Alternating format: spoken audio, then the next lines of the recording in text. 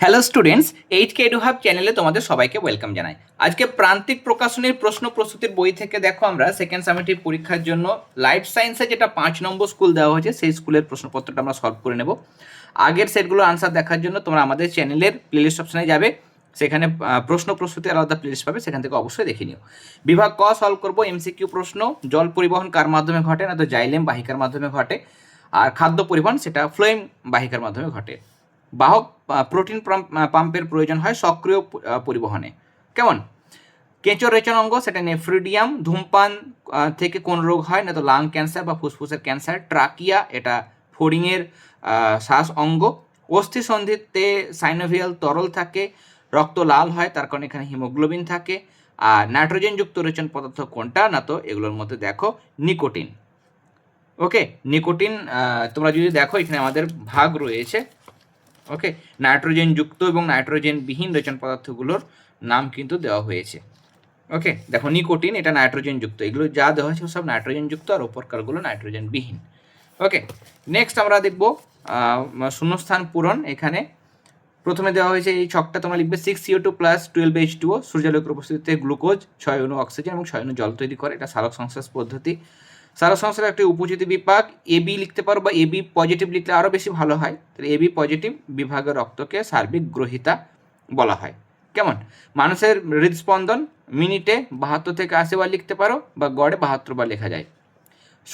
Chlorophyll সূর্যালোকের কোন কণা শোষণ করে সক্রিয় হয়? না তো ফোটন কণা। প্রাণী পুষ্টির তৃতীয় পর্যায় সেটা হচ্ছে শোষণ, খাদ্য গ্রহণ, তারপরে পরিপাক, আর 3 নম্বর ধাপ হচ্ছে শোষণ। ওকে, তারপর হচ্ছে আত্তীকরণ, তারপর বহিষ্করণ। ফুসফুসে ধমনীতে, ধমনী মানে বিশুদ্ধ রক্ত, কিন্তু আমি বলেছিলাম যে ফুসফুসীয় কথাটা থাকলে সেটা ব্যতিক্রম। তাহলে ধমনীতে বিশুদ্ধ রক্ত, ফুসফুসীয় ধমনীতে হয়ে যাবে দূষিত রক্ত, মানে কার্বন ডাইঅক্সাইড যুক্ত রক্ত। অনুচক্রিকার সংখ্যা স্বাভাবিকের থেকে যদি বেড়ে যায় তাহলে সেটা থ্রম্বোসাইটোসিস হয়। এরপরে নেক্সট আমরা দেখবো এখানে সত্য মিথ্যা। কেমন? পিটুইটারি থেকে খরিত হয় এডিএইচ মানে অ্যান্টি ডাইইউরেটিক হরমোন, যেটাকে ভেসোপ্রেশনও বলা হয়, সেটা জলের পুনর্বিশেষণে প্রধান ভূমিকা নেয়, এটা অবশ্যই সত্য। পাকস্থলীতে শর্করা জাতীয় খাদ্যের পরিপাক ঘটে না, এটা সত্য। পাকস্থলীতে প্রোটিন জাতীয় খাদ্যের পরিপাক ঘটে।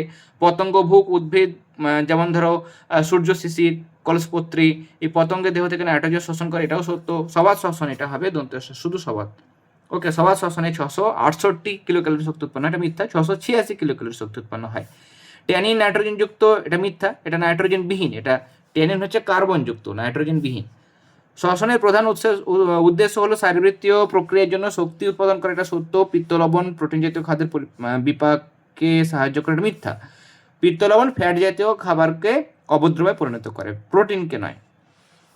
ইউগ্লিনা সালোক সংশ্লেষে সক্ষম প্রাণী, সত্য। একটি শব্দে বা একটি বাক্যে উত্তর দাও। ফুসফুসের আবরণীকে বলা হয় প্লুরা। মানুষের সংবহন সেটা শিরা ধমনির মাধ্যমে রক্ত বাহির মধ্যে কিন্তু সীমাবদ্ধ থাকে। কেমন? দেহ গহ্বরের মধ্যে উন্মুক্ত হয় না, তাই জন্য এটা হচ্ছে বদ্ধ প্রকৃতির। বিএমআর এর পুরো নাম বেসাল মেটাবলিক রেট। ইউরিয়া উৎপন্ন হয় যকৃতে, যদি বলে কোন চক্রের মাধ্যমে তখন তোমরা লিখবে অরেনিথিন চক্রের মাধ্যমে। পাকস্থলীতে কোন ফ্যাটভঙ্গক উৎসেচক থাকে? না তো গ্যাস্ট্রিক লাইপেজ। অতিরিক্ত শ্বাস যন্ত্র বিশিষ্ট একটি মাছের নাম কই লিখতে পারো, শিঙি লিখতে পারো, মাগুর লিখতে পারো। ওকে, নেক্সট বিভাগ গ আমাদের প্রশ্ন, মানুষের রেচনে ফুসফুস, চর্ম মানে ত্বক এবং যকৃতের ভূমিকা।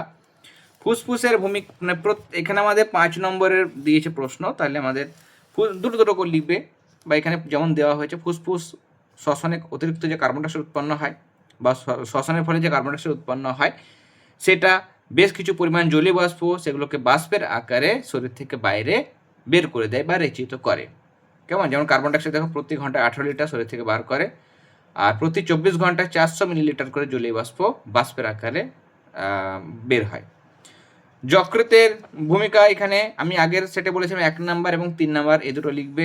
ত্বকের ভূমিকা, ত্বক বা চামড়ার ভূমিকা বা স্কিনের ভূমিকা, সেটা কি হয়? ত্বকের মধ্যে ঘর্মগ্রন্থিও থাকে, সিবিসিয়াস গ্রন্থিও থাকে, এগুলো রেচনে সাহায্য করে। ঘর্মগ্রন্থির মাধ্যমে ঘাম, তার সঙ্গে অতিরিক্ত জল, সোডিয়াম ক্লোরাইড মানে লবণ, অল্প পরিমাণ ইউরিয়া, ল্যাকটিক অ্যাসিড এগুলো বের হয়। আর সিবিসিয়াস গ্রন্থি থেকে সিবাম ক্ষরণ হয়, যার মাধ্যমে স্টেরল, হাইড্রোকার্বন, মোম জাতীয় পদার্থ মানে তৈলাক্ত জিনিস সেগুলো কিন্তু বের হয়। এছাড়া কার্বন ডাইঅক্সাইড গ্যাসও ত্বকের মাধ্যমে রেচিত হয়। এগুলো লিখবে। শেষ প্রশ্ন আমাদের এখানে, হৃৎপিণ্ডের মাধ্যমে কিভাবে রক্ত সংবহন হয়। ওকে, চাইলে টেক্সটে লিখতে পারো। এই ছবিটা তোমাদের চিত্র অঙ্কন করতে হবে, অঙ্কন করে এখানে 1 2 এদিকে 3 4টে পয়েন্ট দেওয়া হয়েছে, লিখবে। আর যদি ভাবো যে সহায়িকা থেকে লিখবে, তাহলে আমি তোমাদের দেখিয়ে দিচ্ছি। প্রান্তিকের বই থেকে তোমাদের দেখাচ্ছি, ছোট করে দেওয়া হয়েছে এই কারণেই দেখাচ্ছি, এবং সুন্দর করে দিয়েছে। প্রান্তিকের এই ছবিটা দেবে, এবং এখানে দেওয়া হয়েছে, দেখো প্রথমে কি হচ্ছে, হৃৎপিণ্ডের অলিন্দদ্বয়, মানে উপর দিকে অলিন্দ থাকে, দুটো অলিন্দ, নিচের দিকে দুটো নিলয় থাকে। এটা ডান অলিন্দ বাম অলিন্দ, ডান নিলয় বাম নিলয়। প্রথমে কি হচ্ছে, অলিন্দ দুটো যখন প্রসারিত হওয়া মানে ডায়াস্টল হয়, কেমন, সিস্টল মানে সংকোচন, ডায়াস্টল মানে প্রসারণ। তো প্রসারিত অবস্থায় থাকে, তখন সারা দেহ থেকে কার্বন ডাইঅক্সাইড যুক্ত রক্ত ঊর্ধ্ব এবং নিম্ন মহাশয়ের মাধ্যমে ডান অলিন্দে আসে। তা সারা দেহ থেকে দূষিত রক্ত কি হচ্ছে, এখানে উপর দিকে রয়েছে ঊর্ধ্ব মহাশিরা, নিচের দিকে নিম্ন মহাশিরা, তার মাধ্যমে দেখো এই ভেতর দিয়ে দূষিত রক্তগুলো আসছে ডান অলিন্দে।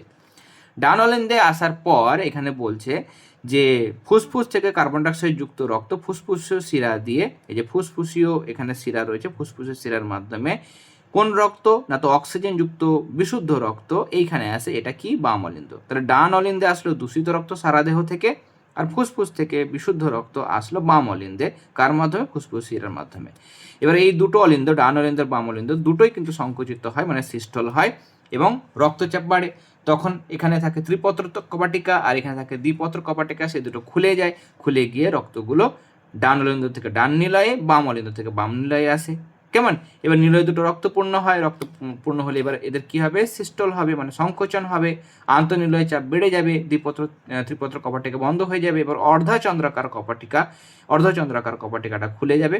কপাটিকা খুলে গেলে কি হবে, ডান নিলয় থেকে রক্ত ফুসফুসীয় ধমনীতে, এটার মাধ্যমে ফুসফুসীয় ধমনীর মধ্যে প্রবেশ করবে, এই যে ফুসফুসীয় ধমনীর মাধ্যমে, এবং বাম নিলয় থেকে রক্ত মহাধমনীতে, কেমন, এই যে মহাধমনী রয়েছে এখানে, এই যে মহাধমনীর মাধ্যমে কি হবে, মহাধমনীতে প্রবেশ করে। এভাবে হৃৎপিণ্ড ক্রমাগত সংকোচন এবং প্রসারণের মাধ্যমে রক্ত সংবহনটা কিন্তু ঘটে। ওকে, তাহলে এটা তোমরা দেবে। তাহলে আজকে আমরা দেখো 5 নম্বর স্কুলের প্রশ্নপত্রটি সলভ করে নিলাম। আজকের ক্লাসটি ভালো লেগে থাকলে অবশ্যই ক্লাসটিতে লাইক দেবে। যারা প্রথমবার চ্যানেলে এসেছো অবশ্যই চ্যানেলটি সাবস্ক্রাইব করে নিও। আমাদের চ্যানেলের প্লেলিস্ট অপশনে যাবে, সেখানে প্রশ্ন প্রস্তুতির প্লেলিস্ট পাবে, সেখান থেকে যারা আগের ক্লাসগুলো মিস করে গেছো অবশ্যই দেখে নিও। ক্লাসগুলো ভালো লেগে থাকলে লাইক দেওয়ার পাশাপাশি বন্ধুদের সাথেও অবশ্যই ক্লাসগুলো শেয়ার করে নিও, কেমন। তাহলে তোমরা সবাই খুব ভালো থেকো, সবাইকে অল দ্য ভেরি বেস্ট।